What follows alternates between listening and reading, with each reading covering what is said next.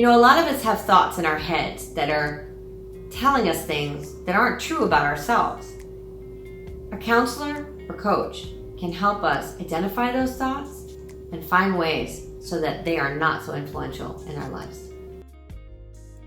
I know we're having a lot of fun out there making TikTok videos and just sharing a whole bunch of memes, but really, how are you doing? I try to stay positive and always see the silver lining in every situation. So I feel pretty good about how I've been handling this situation with the coronavirus completely uprooting our lives. But there are moments that I just feel this knot in my throat when I think about how much things have changed. Immediately I feel guilty because I want to be thankful for everything that I have. So it's this really interesting dynamic between wanting to stay positive, but also just being human and having a natural reaction to what's happening. Listen, I would love to be just like that little baby right there and laugh at everything that happens, but unfortunately, I'm not as blissfully unaware as he is. Now, immediately after that fear or that sadness comes over me, I have a sense of guilt that tells me to just suck it up and be thankful for what I have. I'm not quite sure if that's the best way to handle it. You're in a situation right now that you have never been in before, and it's okay to talk about it. Luckily, there are professionals out there who can help guide us through this time. Depending on your personal situation, you can turn to a mental health professional, spiritual leader, as well as someone like Rev Doc Lisa, who integrates healing beyond the body. I'm Rev Doc Lisa. I'm a licensed acupuncturist, I'm a board certified herbalist, I'm an interfaith minister, spiritual counselor, and life coach. I spent a long time as a corporate finance attorney, and I bring this business perspective to my work with professionals. And though I work with many people on aspects of body, mind, and spirit, I'm not a Florida licensed mental health professional. I reached out to Reverend Dr. Lisa Graham. Here's what she had to say. Thank you so much, Rev Doc Lisa, for taking the time to answer these questions. My first question is, how does one know it's time to seek help?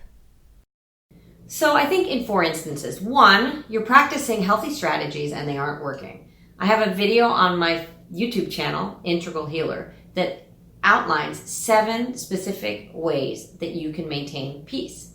And if you're doing these or any subset of them and it's not working, it might be time to seek professional help. Number 2, if you're using strategies that are kind of negative and you're noticing that, like drinking, self-medicating with drugs, prescription or otherwise, binging too much on Netflix or porn or video games, it might be time to seek some help. Number 3, if there's an extraordinary amount of conflict in your life or even violence in your home, it's time to seek professional help. And number 4, if your intuition, your inner teacher intuition, tells you, I think it might be time, then listen to it. How long can we expect it to take before we start to see results? Not long. If there's a real willingness to change, a good coach or a counselor can give you strategies that you can start using pretty quickly. And all this can be done online. Could some of my negative feelings be helping me somehow? Actually, yes. All of our feelings are teaching us. They're teaching us what we're thinking. Because when you think, that's when the feelings or emotion rises up. So the key here is to start learning to notice what you're feeling. Not what you're thinking, but what you're feeling. And those emotions indicate, oh my goodness, I'm thinking something that is causing me to have negative feelings. And that's the first step to being able to change the thought. Change the thought, change the emotion. Okay, but what about these feelings of guilt? I mean, yes, I'm a personal trainer, so, having to be in quarantine has completely changed how I do business.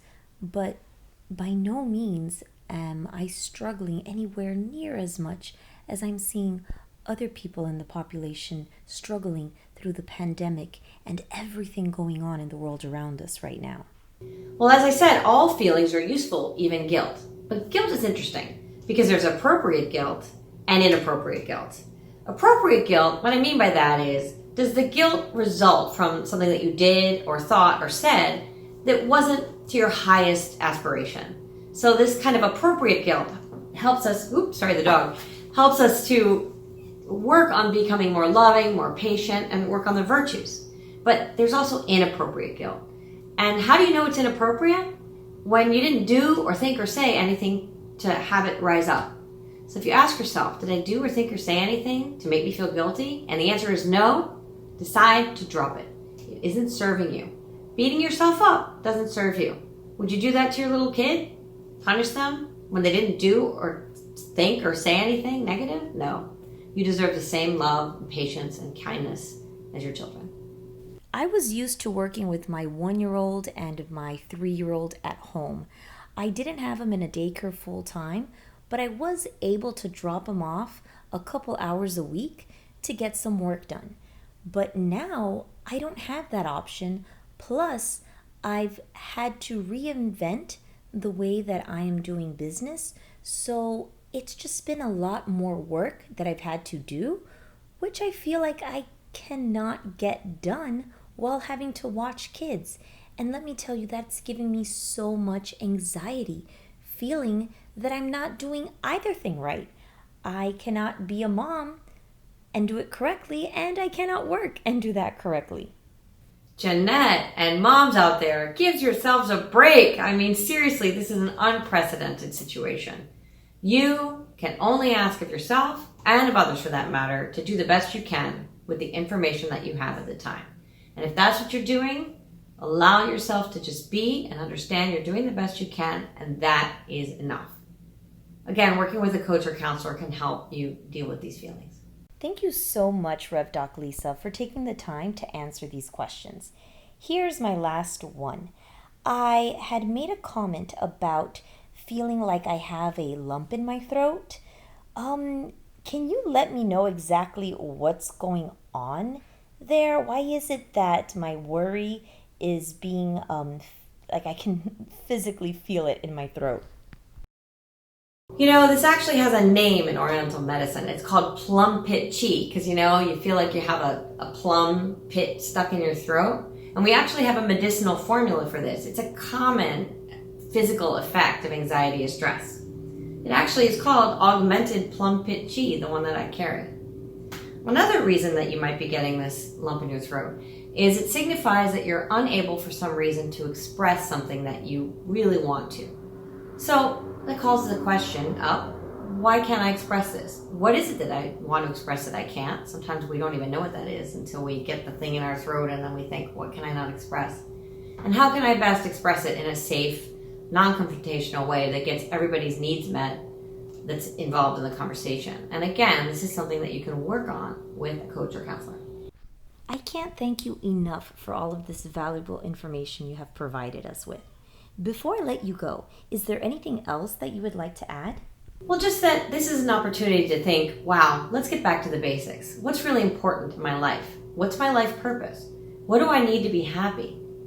And remember that without challenge, there's no change. I love the expression that a diamond is just a lump of coal that did really, really well under pressure. I hope that your viewers and everyone out there really take this opportunity and end up with a richer, more fulfilling, happier life on the other side. Thank you, Rev Doc Lisa. You are such an invaluable resource. It's been so good to chat with you. I'm including a link to her YouTube channel below, as well as a link to her website, so you can reach out to her directly. I know that it's important to find the silver lining, but you still have to acknowledge the cloud that's there. I want to thank you guys so much for watching. Bye.